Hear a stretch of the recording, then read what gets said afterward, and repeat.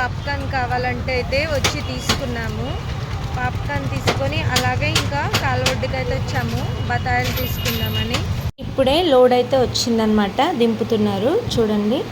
ఇంకా ఆంటీ వాళ్ళైతే మనకి జ్యూస్ ఇస్తారు, చాలా తక్కువగా ఇస్తారు. ఒకసారి మీరు కూడా అయితే ట్రై చేయండి. చూసిస్తారుగా చూసిస్తా.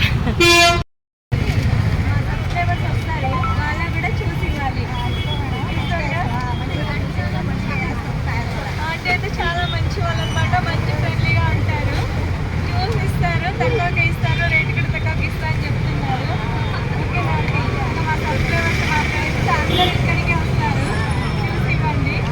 ఆంటీ వాళ్ళ దగ్గర బత్తాయిలు చాలా ఫ్రెష్గా ఉంటాయి. ఇంకొక లోడ్ కూడా ఇప్పుడే వచ్చిందనమాట.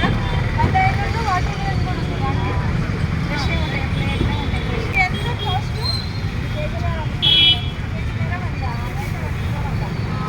చూడండి కాయ అయితే ఎంత పెద్దగా ఉందో, కేజీన్నర 100 రూపాయలు.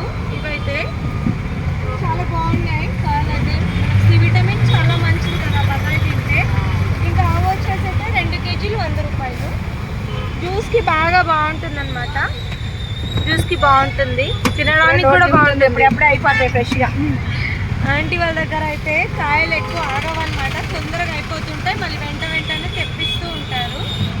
సో మీరు కూడా ఒకసారి అయితే ట్రై చేయండి. చూస్తున్నారు కదా, బత్తాయిలు అయితే ఇప్పుడే వచ్చాయి, చాలా ఫ్రెష్గా ఉన్నాయి. ఒకసారి మీరు కూడా ట్రై చేయండి.